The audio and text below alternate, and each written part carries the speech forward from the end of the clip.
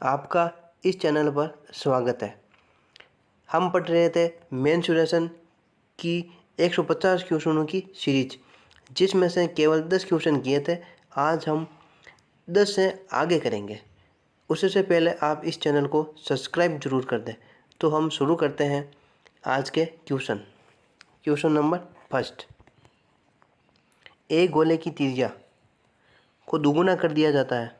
एक गोले की त्रिज्या को दुगुना कर दिया जाता है तो बताओ नए आयतन में पुराने आयतन में क्या अनुपात होगा। एक गोले की त्रिज्या को दुगुना कर दिया जाता है तो बताओ आयतन, हमें क्या पूछा है, गोले का आयतन। हमें क्या पूछा है, गोले का आयतन। वह पुराने आयतन में क्या अनुपात होगा। तो गोले का आयतन का फॉर्मूला होता है 4/3 pi R cube. 4/3 pi R cube और गोले का आयतन 4/3 पाई आर क्यूब। तो R1 cube 4/3 pi cancel, 4/3 pi cancel, तो बचा है R1 का क्यूब, R2 का क्यूब। तो हम मानते हैं कि उसमें लिखा हुआ है कि त्रिज्या को दुगुना कर दिया जाए। तो पहली बार त्रिज्या माना 1 और सेकंड त्रिज्या 2। तो फर्स्ट टाइम त्रिज्या रहेगी 1, बाद में 2। तो 2 का क्यूब 8 और 1। अब हमें पूछा है नया और पुराना आयतन का अनुपात क्या होगा। तो नए का अनुपात कितना है, 8, और पुराना का अनुपात 1। प्रश्न नंबर नेक्स्ट, एक शंकु के ढालू भाग में 20% की वृद्धि तथा त्रिज्या में 30% की कमी कर दी जाती है तो शंकु के वक्र पृष्ठ के क्षेत्रफल पर क्या प्रभाव पड़ेगा। एक बार 20% की वृद्धि +20 -30 -20 गुणा 30/100 कितना आ जाएगा, -16%। कैसे देख लेते हैं। +20 20% की वृद्धि, -30 30% की कमी। कमी है तो माइनस, वृद्धि है तो प्लस। अब -20 गुणा 30/100, यदि दोनों साइड में प्लस रहता तो यहाँ पर प्लस आता, नहीं तो माइनस। तो 10 - 6 बराबर -10 और -6 -16%। कौन सा ऑप्शन है इनमें से, कोई नहीं, डी। धातु के 3 ठोस घनों जिनकी भुजाएं 6 सेंटीमीटर, 8 सेंटीमीटर, 10 सेंटीमीटर है को पिघलाकर नए ठोस घन के रूप में डाला गया है तो नए घन की भुजा होगी 4 सेंटीमीटर, 6 सेंटीमीटर, 24 सेंटीमीटर, 12 सेंटीमीटर। तो इस प्रकार के क्वेश्चनों में तो 1 सेकंड का टाइम नहीं लगता है, यदि हमको सीरीज पता चल गई तो। इस प्रकार के क्वेश्चन को सीरीज से करना है। पहला 3, 2, 3, 8 और 10।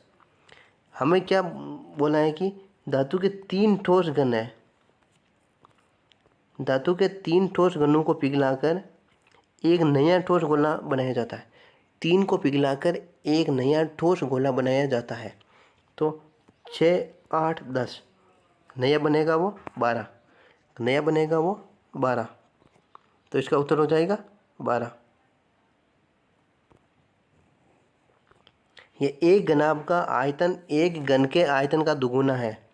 घनाभ का आयतन घन के आयतन का दुगुना है।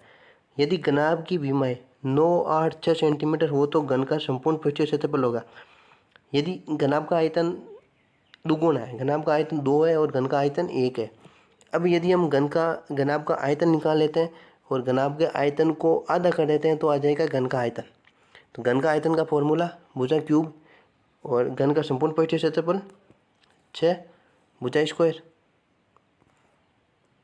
तो घनाभ का आयतन, घन का आयतन है 1 और घनाभ का आयतन है दुगुना मतलब 2। तो घनाभ का आयतन लंबाई, चौड़ाई, ऊंचाई तो आ जाएगा 432 और जो 432 का आधा, क्योंकि घनाभ दुगुना है तो 216। अब घन का आयतन भुजा क्यूब बराबर 6। अब प्रश्न में पूछा है घन का संपूर्ण पृष्ठीय क्षेत्रफल क्या होगा। घन का संपूर्ण पृष्ठीय क्षेत्रफल क्या होगा। तो 6 गुणा भुजा स्क्वायर बराबर 216। 6 गुणा 6 गुणा 6 बराबर 216 सेंटीमीटर। क्वेश्चन नंबर नेक्स्ट, एक लंबवर्तीय शंकु के आधार का व्यास 8 सेंटीमीटर तथा ऊंचाई 2√3 सेंटीमीटर है तो शंकु की तिर्यक ऊंचाई होगी। तिर्यक ऊंचाई, शंकु की तिर्यक ऊंचाई होगी। हम जानते हैं कि ये एक शंकु होता है, इसकी ये तो होती है त्रिज्या, ये होती है ऊंचाई, ये होती है इसकी लंबाई और ये होती है इसकी तिर्यक ऊंचाई या तिर्यक लंबाई, ये होती है इसकी या ढाल। इसको हम तिर्यक ऊंचाई, तिर्यक लंबाई या ढाल भी कह सकते हैं। ये होती है इसकी तिर्यक ऊंचाई। अब तिर्यक ऊंचाई निकालनी है तो 2√3 का स्क्वायर और √2 का स्क्वायर, तो 16 बराबर 4, तो ये आ जाएगी तिर्यक ऊंचाई 4।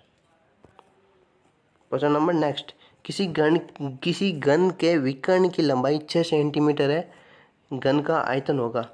घन के विकर्ण की लंबाई 6 सेंटीमीटर है, घन के विकर्ण की लंबाई 6 सेंटीमीटर, तो विकर्ण की लंबाई का फॉर्मूला √3 है।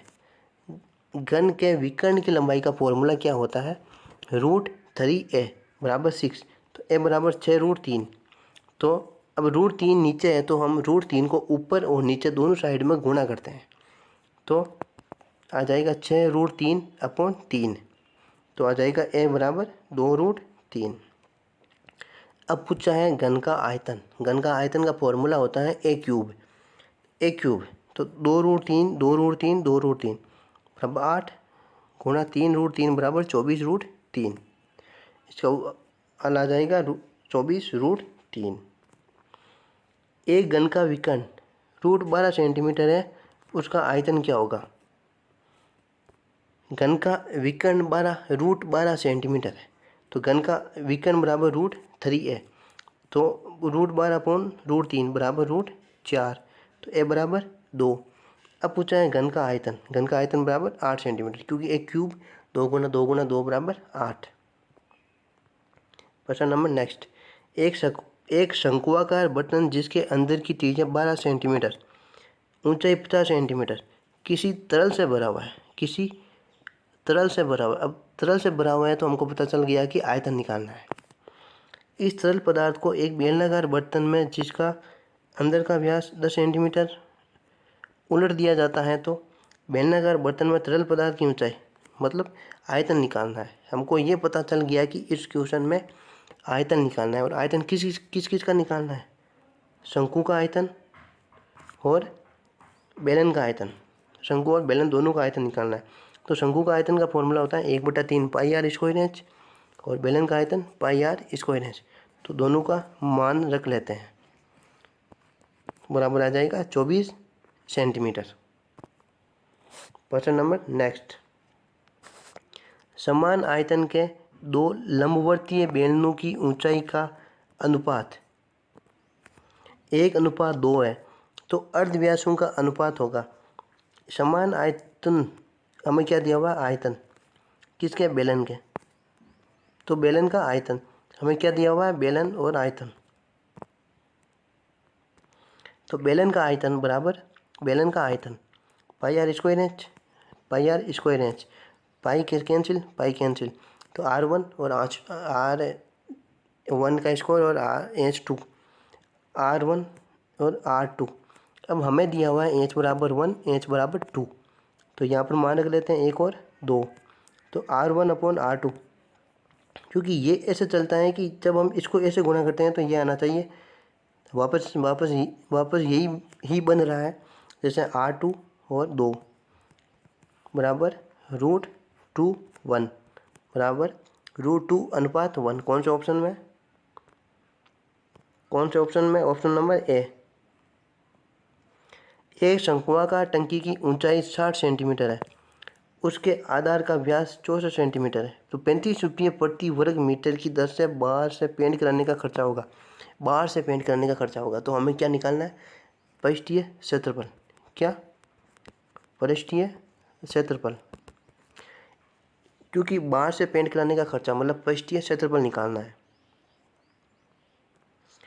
तो ये है शंकु, ये हमको दी हुई है 32, ये दिया हुआ है 60, तो हमको पहले तो लंबाई निकालनी पड़ेगी, क्योंकि वक्रपथ का फॉर्मूला होता है πr_l।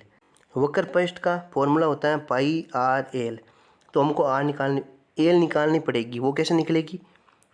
रूट करके 60 और 32 का रूट करने पर आता है 4,624 तो 68।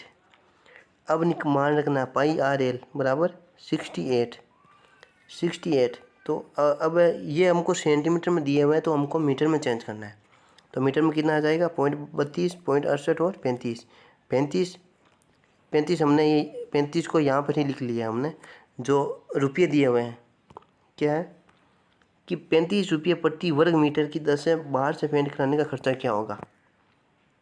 तो 35 बराबर 23.9 रुपये। 23.9 रुपये। तो ये थी मेंसुरेशन की 150 क्वेश्चनों की सीरीज़ का पार्ट 2। ये आपको कैसा लगा एक बार कमेंट बॉक्स में ज़रूर बताना और इस चैनल को सब्सक्राइब ज़रूर करना। आज के लिए इतना ही। धन्यवाद।